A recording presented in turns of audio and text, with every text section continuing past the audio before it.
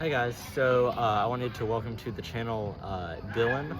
He is one of my good friends, and so we were just gonna make a little video just explaining his journey, Conversion. his conversion, because you were non-denominational, right? And then before that you were atheist. Atheist, yeah. All right, so what made you turn to Christianity from atheism, and also Well- how long were you an atheist? When I was like, I'd say,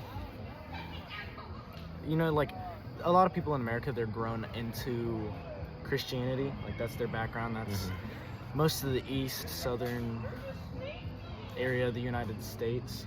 They're grown up in Christianity, and Baptist usually. Yeah. It's one of the largest down at the southeast part of America, and in Indiana, they have these Baptist roots, non-denominational. It's highly Protestant, and now it's starting to become Catholic. But when we were grown in this society that is taught Protestantism, I think it lacks a lot of things, a lot of apologetics that Catholics offer.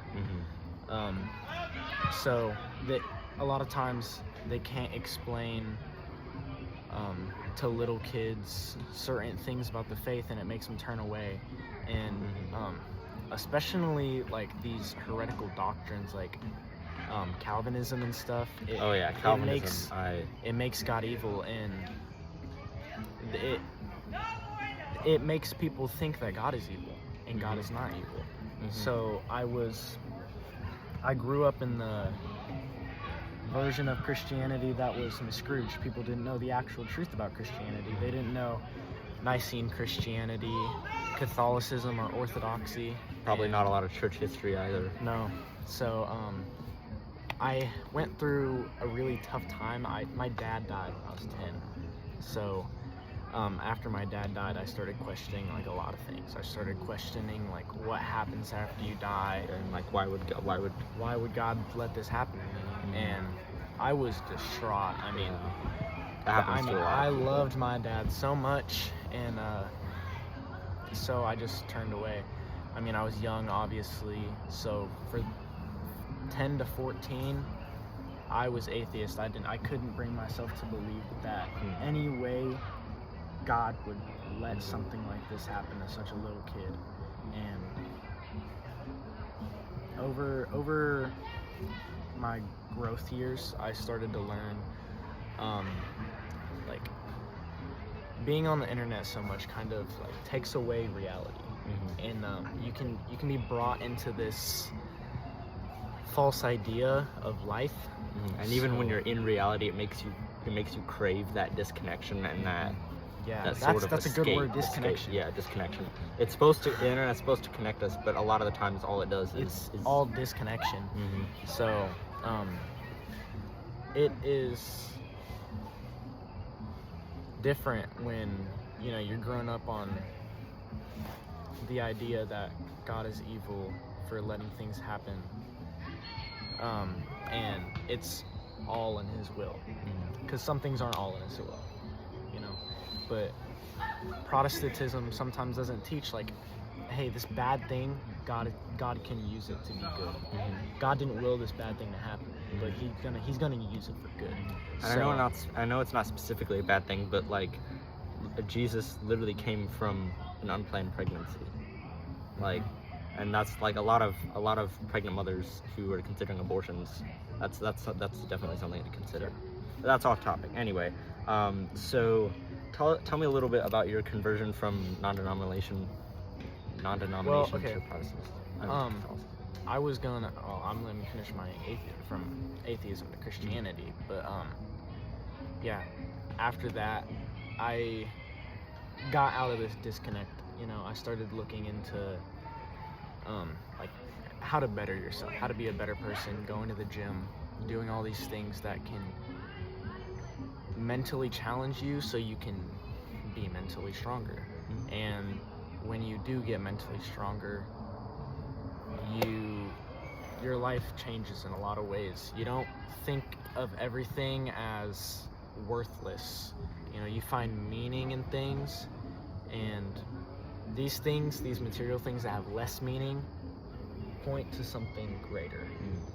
So, I mean, even while we're here outside, look at this. We're on a planet in the middle of a solar system, and there's life. We're alive. There's other people with consciousness. You have consciousness. I have consciousness. It's a beauty. It's crazy when you think about it. Yeah. It really is crazy when you think about it. So, when you take yourself outside of this disconnect and you connect to reality and the fact that you're alive, you start to okay sorry, but when you get out of the disconnect that is popularized with the internet and just modern secularism, you realize that this isn't just, you know, a false reality that we're living in through social media. You know, we have real interactions with people who have real value because they're conscious, and because they're made in the image of God. Yeah. So I also like philosophy, the unmoved mover, uncaused causer. There has to be a first unmoved mover.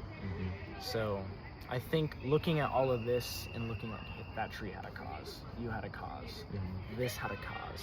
You don't look at this bridge and be like, it just happened. Yeah, this bridge didn't just fall out of the sky. This bridge was built by someone, the same way we were built by someone. The same way everything had to come from something. It's deep. And this something couldn't have been an unconscious being. How did our consciousness become consciousness? And I think it only points to another conscious being. And so after realizing that, I mean, you start questioning atheism. It starts falling apart immediately. Your moral views change drastically. Yeah. If there is no God, your life doesn't matter, my life doesn't matter. And you can do whatever you want. You can do whatever you want. Because it doesn't matter. It doesn't matter. There's no point in it all. It's all subject to how other people think and how you feel. But obviously, we have morality. You know, doing something wrong to a child, everyone knows it's wrong. We have morals. We have, we know the difference between right and wrong. So, and once you get out of the subjective morality and enter the objective morality, that's really when it starts to not. It points to somebody who is righteous, and you have to find who this righteous person is, and this righteous person is God.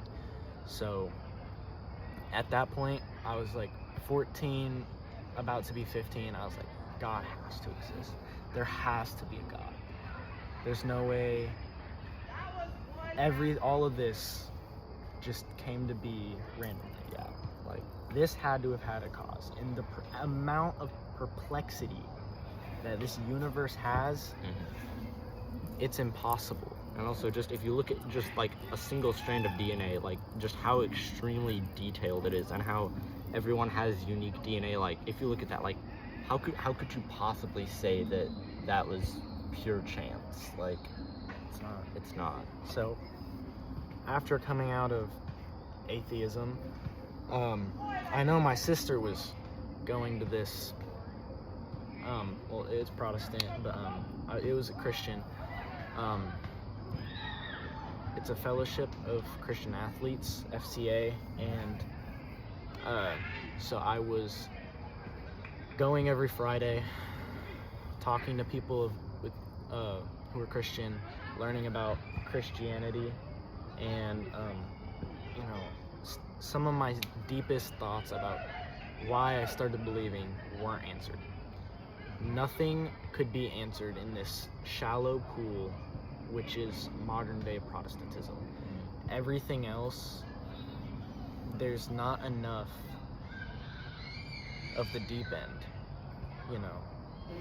For Playing in the kiddie pool. yeah, so Protestantism gets really shallow, and it can oftentimes lead to a lack of faith in individuals because most of it is heretical.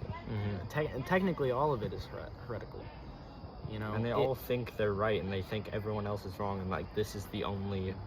And like, where was that belief before Pastor Billy Bob founded your church? I mean, Lutheranism. I can't bring to believe myself in faith alone. I mean, the doctrine of faith alone didn't come up until the year 1500. Christ promised his church not to fail. So why would he wait 1500 years and make everyone before that incapable of having the actuality of faith? And so it was immediate to me that not all my questions are going to be answered through FCA. So I had to go to outside sources, find people who were trustable. I got closer to God through prayer, and I watched this guy, Sam Shimon. I love this guy. Is not a defender of Catholicism, even though he is Roman Catholic, but he is a defender of the original Nicene faith. Whether you're Coptic Orthodox, Eastern Orthodox, Oriental Orthodox, Syrian, Church of the East, Roman Catholic, that's what he's been led to. He is wanting to get people into these churches, these traditional Christian churches. I remember this really good quote. I can't remember who it was from. It was from like this Eastern Orthodox priest. He said, your church either has an altar or it has a stage. And like all of the apostolic tradition churches, they all have altars. And I guess a little bit of Protestantism, but so like I started I've had so many injuries. You know this. Yeah. I've had a ton of injuries. I've had 3 surgeries on this arm, 3 on this arm, 1 on my knee. Had my appendix removed. Had 2 surgeries on my face. I'm about to have another surgery on this arm again, and on my knee.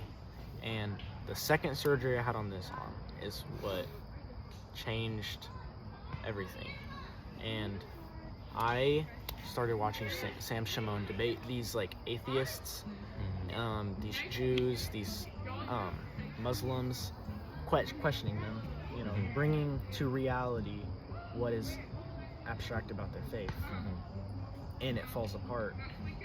And as he started using terms like the Eucharist and like church councils and everything, it was like, wait, I'm still going to FCA at the time. This isn't in the Protestant. These aren't taught in Protestantism. Why isn't this taught in Protestantism? Why don't you have the Eucharist? And I remember before I really started digging deep into Catholicism and Eastern Orthodoxy and the original churches, it was the Gospels. I read all 4 of the Gospels, and I was like, I gotta go to church. It was Easter of last year. Just gotta go to a church. I went to a non-denominational church, and they gave a little tiny oyster cracker. I love those things, but like it was literally an oyster cracker just without salt. Yeah. And grape juice, like Welch's grape juice. And I'm like, this isn't what I learned when reading the Gospels. Like, you can't, like, look at John 6. Like, I haven't seen anywhere. He said, this is my body. Take this wine. Take this bread. And the amount of disrespect it is to Christ to use an unsalted oyster cracker and Welch's grape juice is beyond me. I mean, I was distraught. My entire faith was collapsing, and I didn't know what to do. So I looked into the Eucharist, and I looked at these miracles, like the one in Buenos Aires with Pope Francis. when he was still cardinal. And oh my goodness, I was struggling so hard between Catholicism and Eastern Orthodoxy.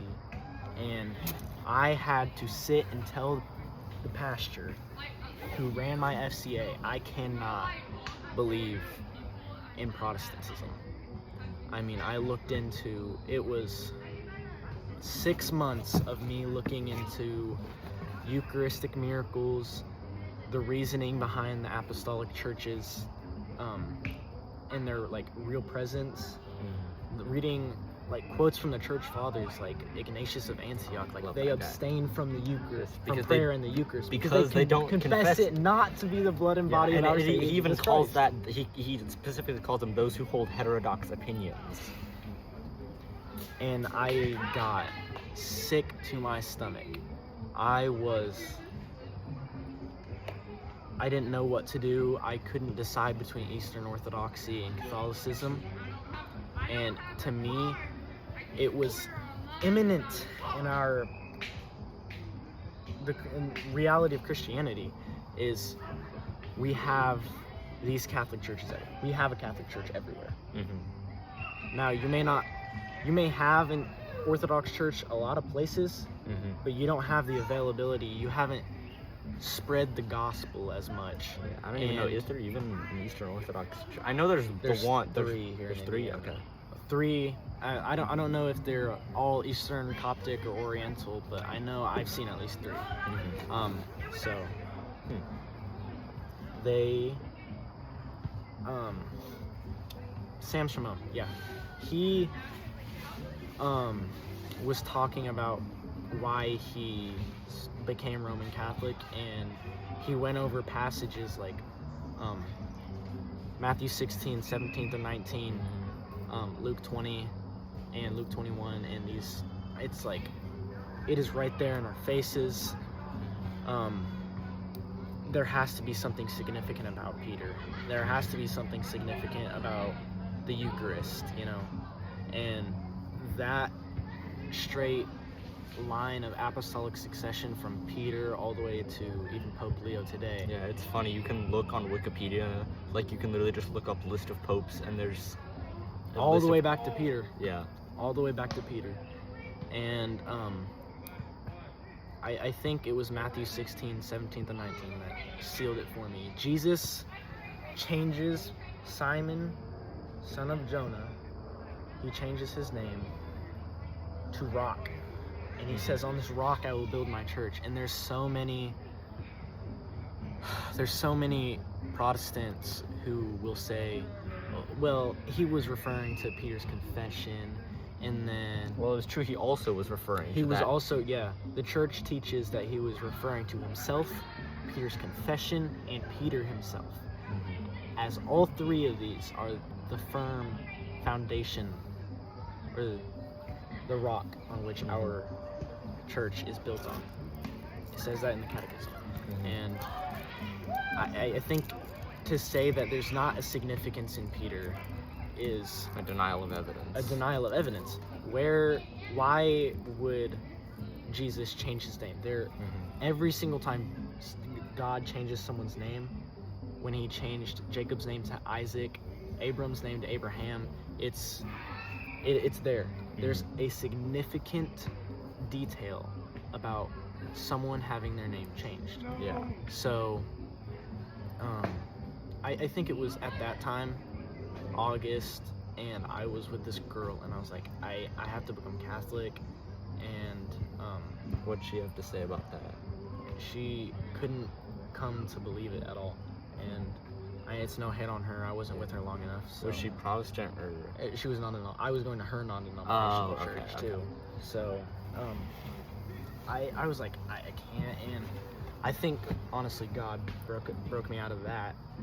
And if it weren't for me or leaving that relationship, then I wouldn't be Catholic, because it was holding me back. I went to Mass twice, and it sealed it for me. I was in love with the Eucharist. Even our priest, Father Mike, he is amazing, guys. He is amazing. Father Mike is one of the best priests ever. Not Father Mike Schmitz. Not Father Mike Schmitz. Father Mike Kusher. Yes. And this guy, I emailed him at like 11 p.m. and I was like, I want to become Catholic. Mhm. What do I do? And he's like, come talk to me after Mass one day, this Sunday, be at Mass, talk to me after. We'll get you enrolled in the classes, confirmation class and the catechism, the OCIT classes. I got enrolled, and as I started to talk to him more and explain like all the stuff I was learning and researching, it was still deep at the time, but even as I'm going on, it gets so much deeper. And he enrolled me into OCIT and a confirmation class, and I fell in love with Catholicism. I knew it had to be the truth, and I knew Jesus was leading me to this one faith. And I wasn't baptized yet, and so once this Easter Vigil that just happened, what, a month and a half, 2 months ago? Yeah. 2 months ago. I received all my sacraments. I'm baptized, and I'm God. now Catholic. Catholic And to the max. It has been 9 months. Yeah. What is from August last year? That would be February. 8 months. That's Maybe yeah. Yeah. Yeah. So it was around about 8 months, and it was one of the longest, hardest processes because of how deeply I fell in love with God. And there's so much to learn. Like even like There's so in much. Protestantism, you have the Bible, and don't get me wrong, the Bible is plenty. The Bible, there's plenty to learn from that. But like, there's like the Church Fathers, the writings of the saints. There's so much to learn. There is an argument that made me question, like, what is with the Bible alone? And it was the basis of, if these councils, if the church councils aren't infallible, Then why do we believe in the Trinity? why do we believe in the Trinity? Why do we believe Jesus is God? You can't firmly hold to the faith. You can't firmly hold to which books are infallible. Like, you And- wouldn't even know what was in the Bible if it weren't for the church councils. Like the Council of Rome, Synod of Rome, I guess. Synod, Rome, Hippo, Carthage. Yep. And these were later affirmed in the Second Nicene Council. Or was it the Second Nicene? No, I think it was First was it? Council? Yeah, I think it was Constantinople, and then also Florence and Trent. Florence and Trent both reaffirmed them, and it Yeah. was affirmed in the Council of Constantinople. Yeah. So, just looking into the church councils, and these things are like, it's evident, like it is right in front of our faces. The Protestantism is just, there's a lack of First of all, consistency. Consistency. and a lack of unity. Like there's no like hierarchy. I mean, there's like the pastor, but like you might have like elders or something. But like I mean, that's not they might like, have bishops too. yeah, like an but- Episcopalian, but like They have women archbishops. I know, and then they have like the one, I think it's like Lutheran. They have like the one like lesbian archbishop or yeah. something. I don't even know, you're but talking it's about. like oh my gosh. It's like the inconsistencies. Paul would be within- cooking up a crazy letter right now. The inconsistencies that led me away from Protestantism, and then I started watching people around the time I was starting to become Catholic, like Jesus and Whatnot, Oh, I Catholic love that guy. Sam. Oh, I love those guys. Scholastic Answers, Militant Thomist. What about what's his face? Oh my gosh. JD Catholic Engage. Yeah. Joe Heschmeyer, all these Catholic apologists. Council of Trent. Council of Trent. Oh, I love Council of Trent. Trent Horn is Trent like Horn, probably like one yes. of the most knowledgeable Catholic I know. apologists there is. And I started watching this guy, and it's like, wait, this pool is infinitely deep because God is infinite. God is infinite, therefore, the faith is infinite. There's so much to learn. It isn't faith alone. You know, it dries the faith out. Yeah. So a lot of Protestant doctrine dries the faith out in a way that leads people either to Catholicism or towards death. And it's a sad thing to see, which is why we have people like Sam Shimon, Catholic Sam, Jesus and whatnot. And now us. Yeah. Now us. Now us. And the people who will stand firm to the truth of Christ and not let his church fail, as he himself promised. So I had to have a long talk with the pastor and the person who brought me into the faith. I don't know if he is a pastor, if he still does or not. I knew he did at one time. He runs a non-denominational church, and I went to camp last year, FCA camp last year, and I had a long talk with him, and I have to become Catholic. I had an almost hour and a half long talk with him, and the points that Protestants make, and I used everything that I learned from others like Jesus and whatnot, and all the other apologists, and Protestantism can't hold up. It can't hold up on the solas. It's inconsistent, and However much Bible in context wants it to be, so. Oh man, that guy gives me heebie-jeebies. It leads people astray, which is hard to say because, man, And there's so much anti-Catholic sentiment, especially in the evangelical community. Like, the Bible in context obviously is fanning the flames and making a profit. So many people who are, Protestantism in itself is brought up not only in the idea that Protestantism is true, but that Catholicism is not only a different religion, but that they're false, satanic. Yeah. But then, if it's satanic, why do we also have the Church of Satan? Why is there also the Church of Satan? If we're supposed to be the Satanists, why do they always come to Catholic churches if they want Catholic Eucharist for their black masses? Why do they want... Sam Shimon pointed that out to me. And why do we always call Catholic priests if we have exorcism? The Bible says, Jesus literally said, how can Satan cast out Satan?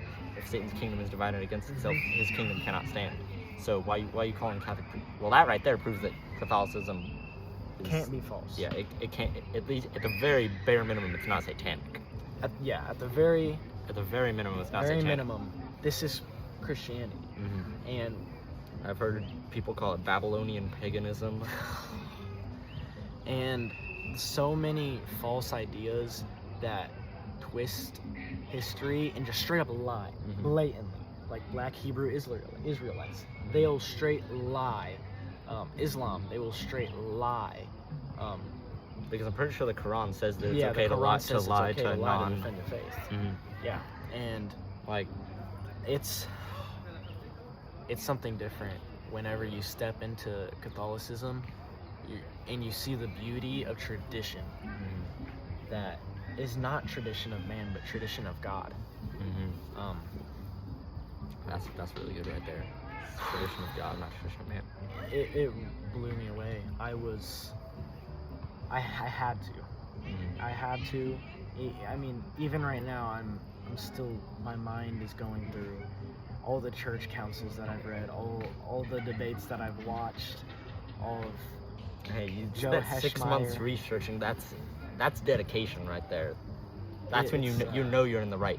If you spend that much time, if you spend that much time researching something, and you have that revelation that it's true.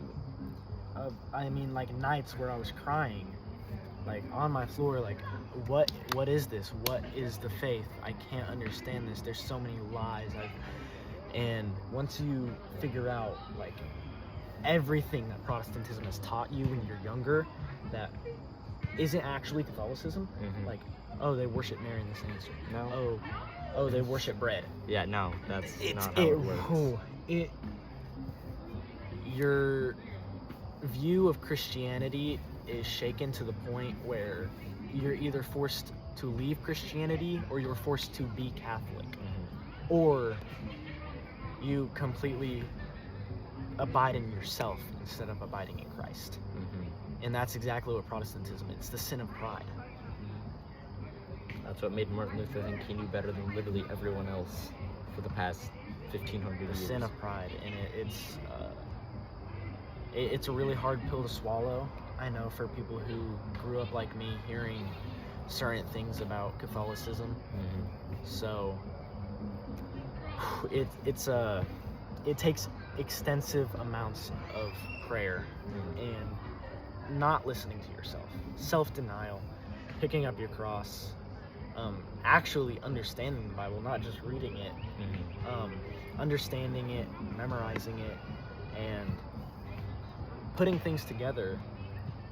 And, you know, Jesus' intention wasn't to have the Bible alone be the sole infallible rule of faith. I mean, why would he even build the church if he was like, oh yeah, here's the Bible? And why didn't he give us a Bible? If that was all he wanted us to have, why didn't he just on the earth like, hey, here's the Bible, now go figure it out for yourself? It may be the infallible word of God, but it's not the only word of God. It is not the only infallible word. I will say it is the only inspired word. Yeah, it's the only inspired. It is the only, no papal statement is inspired. It is only for infallibility and to protect the church. And that's a lot of things that's one of the things that Protestantism is grown up in, is that believing that the Pope can say something and it can just be infallible. Yeah, like this isn't infallible because it's inspired. I mean, some of it they may have like reason to say certain things, like they had to dogmatically define Mary in Ephesus as the mother of God, or the Theotokos. Yeah, that may have not been inspired, but it was infallible to protect the church.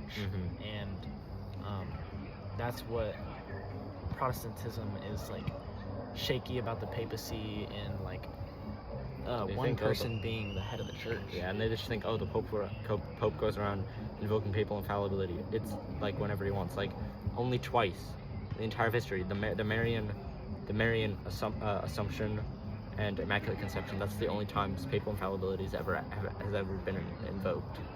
It's just those two times. And so at that point, I was set hard in stone on Catholicism. This is it. I'm already in the classes. I'm becoming Catholic, and even now, after my baptism, I'm still learning a plethora of church councils, church history. I mean, this is infinite. This is the faith of the one triune God, and it takes humility and surrender. That's what Father Mike said. He said it takes surrender. Surrender away from yourself and towards God. Yeah, that's good. That really is. It's really awesome to hear your story. You've done a lot more research than most Catholics I know. That is one thing I will say. Catholics need to step up. There are a lot of Catholics I know who do not know how to defend the faith, who do not, they just go to church because their parents make you. I'm sure that's in Protestantism as well, but like Protestants, it seems to me like they were born with a 66-book canon in their hand. Like literally, like they know the Bible back to front, and we need to do a better job of encouraging that, especially like parents, Catholic parents these days, when they're raising their kid, they need to encourage. Catholic schools need to encourage that, and just there needs to be more of that, because a lot of Catholic we need to hold firm on the traditions that were passed down to us by letter or by word of mouth. 2 Thessalonians 3:15, I think. 2:15. Yeah. Alrighty, got a couple other questions. Just what's your favorite saint? My favorite saint, probably Thomas Aquinas. Oh yeah.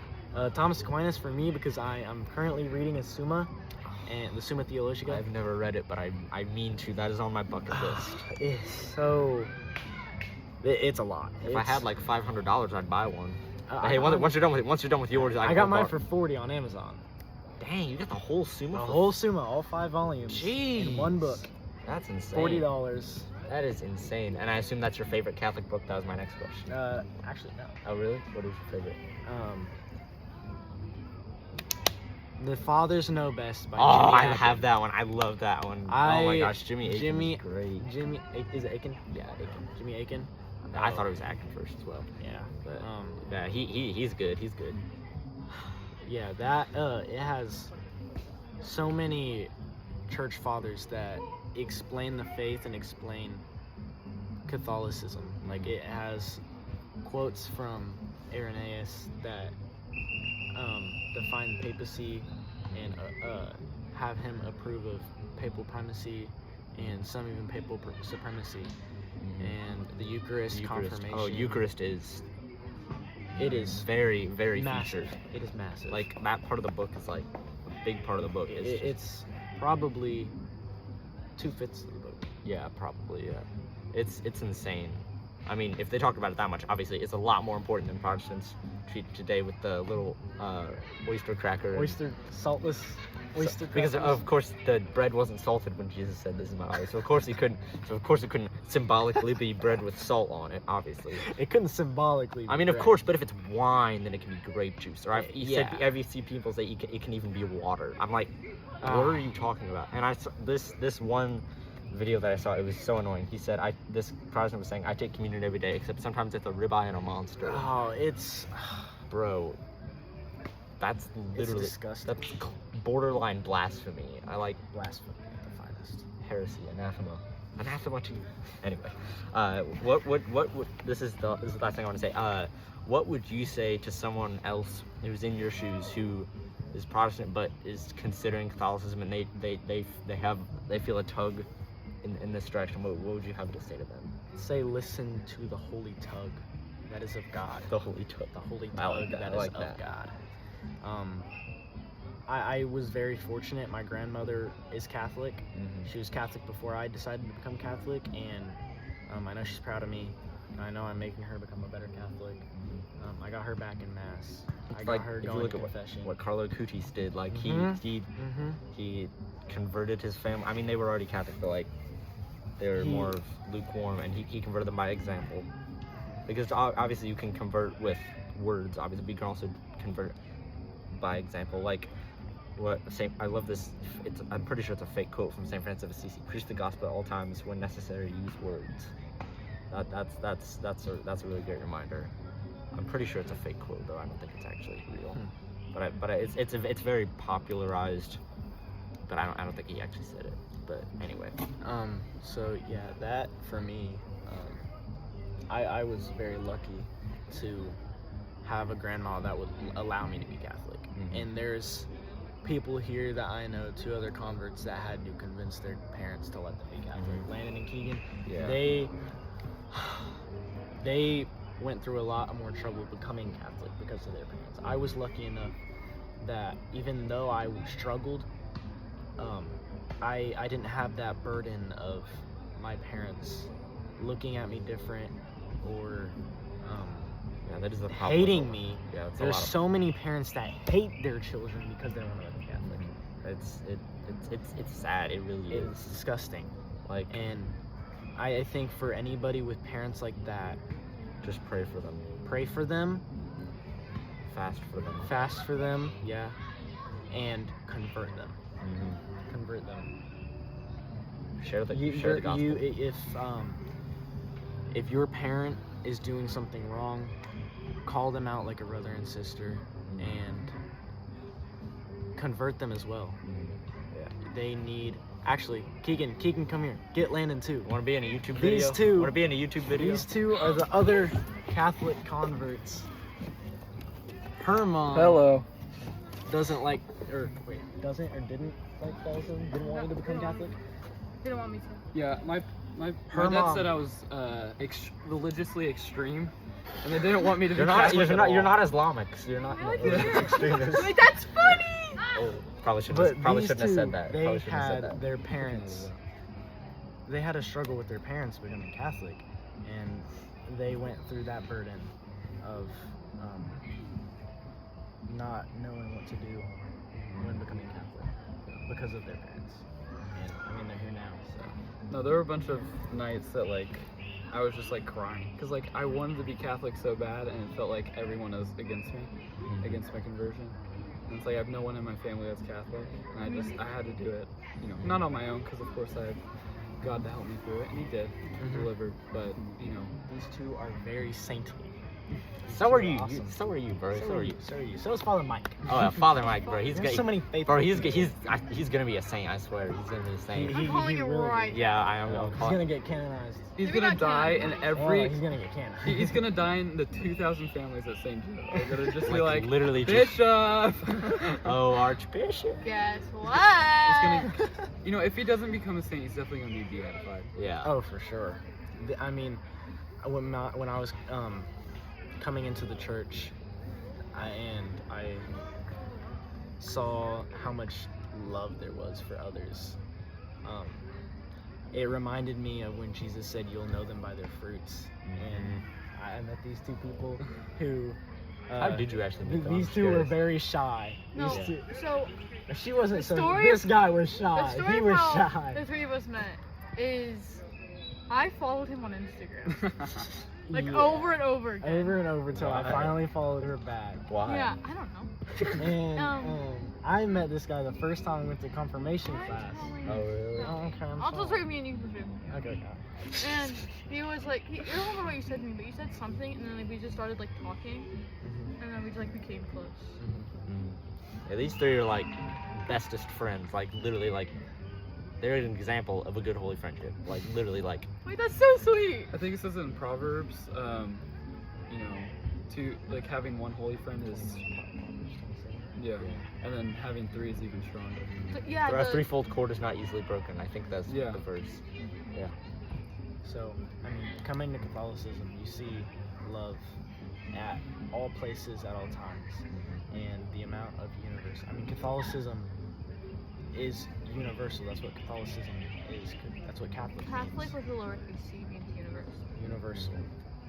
And we are Catholic with a big C means us. Us.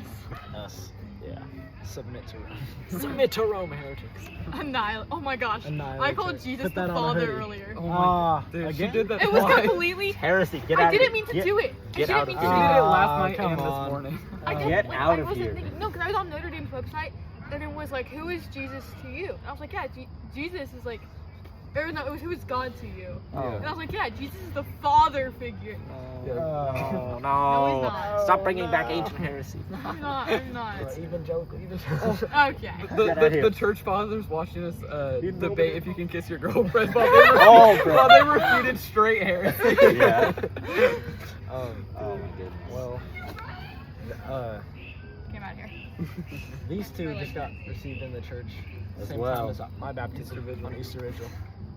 We You know you like my moves, Matthew. so we're a trio that converted to Catholicism this year. Oh yeah. I have an article coming out on the Archdiocese is making about me. Oh, yeah. and my conversion. You're gonna be famous. I'm, Is it gonna be in the Not really. Criterion? I'm Yeah. framing Oh that. yeah. Oh yeah. Oh, me I'm too. framing that. I should, but Our names were like, I don't know. It's okay. Our names I'll were in it. give you Really? give you It was my like New copy. Catholics. Yeah. I'll give you my copy. Dude, I I mean, love I'm when they I'm come getting to my one. house. Since. Yeah. I'm getting But one since. I'll give you an extra copy so you can hand it out to someone. Maybe give it to your mom or Oh. something. She put it on the fridge. Yeah, we're all Catholic now. Yes. Yeah, we Amazing. have. It's the best choice that you make. Mm-hmm. Really is. But for those people who are struggling, adults who are struggling, who are in my shoes, like you're available to go to a Catholic church. I encourage you, go to Mass, talk to a priest, learn about the faith, keep praying, obey the church leaders, and don't stray away. Unless they're heretics. Unless they're heretics, you're right. Aries. Okay. So, if you just do this while you convert, Yeah. and you slowly, You want to get past. okay. Okay. They want to get. Oh, hold on. Hold on. So, if you hold firm to the faith and trust in God, keep researching things, keep looking into the original church. It'll show It's not Protestant. it's not Protestantism. And if you go deep enough, it'll show that it's Roman Catholicism. And I think what's really important is to take everything Bye. and be open to it all. Don't have any biases. Don't have anything of what you think the faith is. Learn what the faith is. Follow Jesus, not yourself. Pick up your cross. Deny yourself. Just be obedient. And it takes, again, humility, patience, and what was the word I used earlier? Not disconnection. I know we were talking about it there. We were talking about disconnection. It takes submission. Submission. Yeah, that was Submit to to Christ. Rome. Submit to Rome. All right. Violate